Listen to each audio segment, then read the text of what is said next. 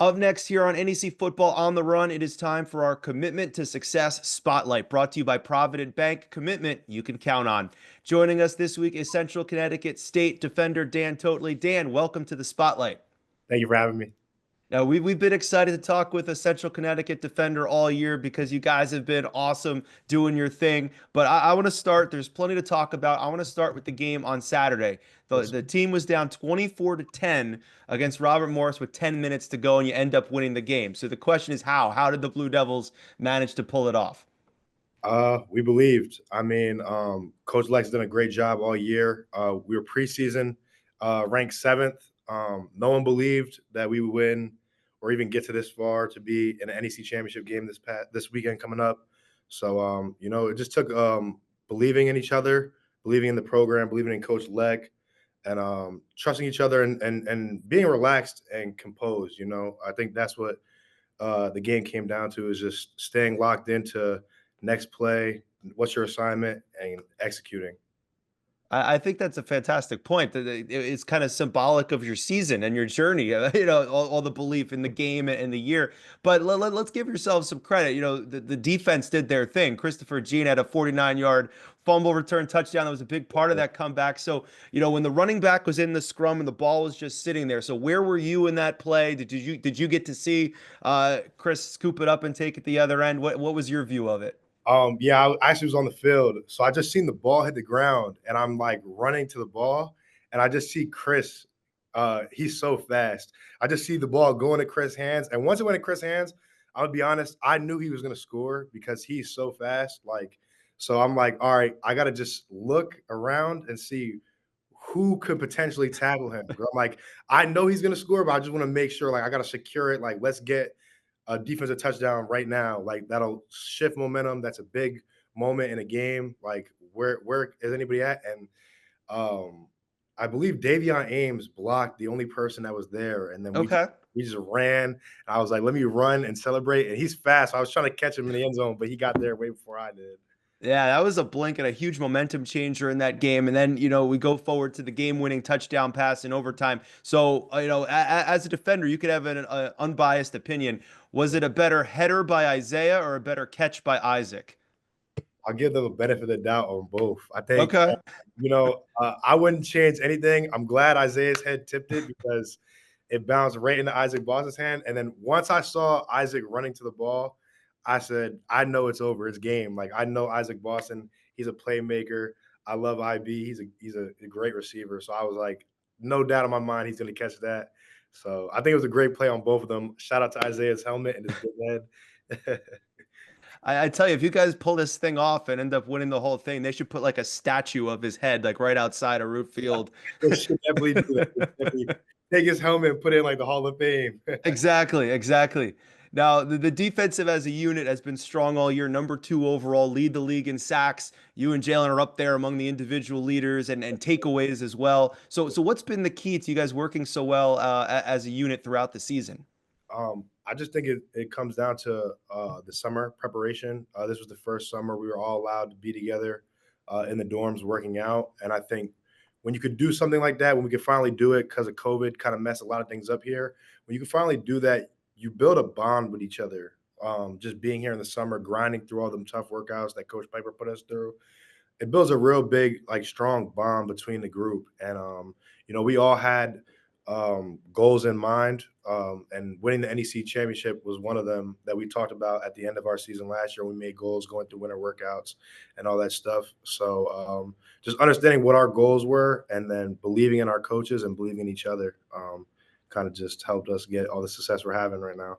Isn't it amazing? You put in the work and those goals that you set out months ago. It's right there. Yeah. It's right there on Saturday, right? Yes, sir. Now, let's go through because you guys are so well as a unit. So we're going to see how well connected you guys are. It's the end of the year. So, we have some end of the year defensive yearbook superlatives. So if we put together a yearbook of all the defenders for Central Connecticut, who would you say is the best dressed? I'm going to have to go myself. But you can. If I can't go myself, I'll say at the 2 spot, I'll give it to Gavin Bryson. Okay. Shout out. Who is the most likely to be a professional musician or singer? Ooh, I'm gonna have to go with our cornerback Reek. He got Okay. he got hurt during camp, but he makes music, and I've heard it in the locker room during halftime one time, and I was like, "Oh, who is this?" I'm like, "That's Reek." Oh yeah, that was fire. So I'll give it to Reek. Awesome. Most likely to be a comedian. Oh, that's a couple. Maybe they already are. I don't Yeah, know. that's a couple guys. I would probably go Preston Green. Preston Green is a linebacker for us. He's just a character, just a funny overall dude. It's probably gonna be Preston Green. Okay. Most creative. Ooh, most creative. I'm gonna go Elijah Howard because he can create nothing out of something, and I see him do some crazy things on the football field. I'm like, whoa. So I'll Okay. do it for Elijah Howard. Best nickname on the team. Ooh, best nickname. These are good ones. Ooh, best nickname. I'm gonna have to go. I can't even give you one, to be honest. Wow. Okay. All right. Best nickname. I can't even give you one. How about most dependable? Most dependable. I'd probably say Jalen Howard. That's my guy. Okay. If I have anything, Jalen Howard has my back. So How about the class clown? Clifton Thompson. You didn't even have to hesitate on that. That's hesitate at all. And and fi and finally, most likely to be late to the graduation. We have a DB Deontay. I'd probably say Deontay. So no doubt about it, the defensive unit's certainly well connected. Yeah. You're definitely going to need to be on Saturday. Obviously, Duquesne, their offense presents such a huge challenge. So when you initially look at the film on them, what's the biggest red flag or the biggest challenge that you guys see that they bring to the table for Saturday? I think the offense is great that they have over there. It's been huge to their success. The receivers make a lot of great plays. The quarterback makes good throws, and the O line is buying him time to do it. And the running back does a really good job of finding the hole and hitting it. I think we're gonna just have to play hard, play our brand of football, and just stay locked in and focused to everything they want to do. Now, it's interesting when I look at the clips of their quarterback. He can make the big throws when he's being blitzed. He can make throws when teams rush only three or four and they get pressure up the middle. He can run out and make plays with his legs. So Yeah. you don't have to tell us what the plan is. You have to tune in on Saturday to find out. But, what's the confidence in the game plan that you guys have put together that maybe you don't stop them, but at least try to contain them? Um, I think just going into it, we know he's a good player. He's probably he's probably not even probably he is one of the best quarterbacks in the conference, if not the best quarterback in the conference. I'm always going to back my guys first though, Sure. but he makes good plays. I think it's going to come down to our defensive line. We're going to have to definitely put pressure on him. He still makes plays and finds ways to extend plays, and he trusts his receivers. You could tell through just watching the tape on him. He throws it up to those guys, and they make plays for him.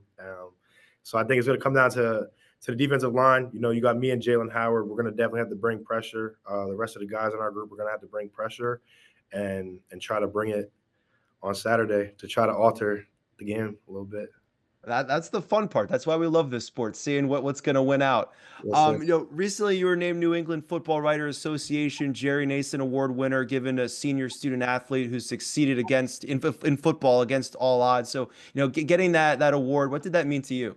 It was a huge honor. When you look at the past recipients, it's truly an honor to be on and to receive that award and be with a bunch of guys that have overcome a lot of things. I think my story is a good story.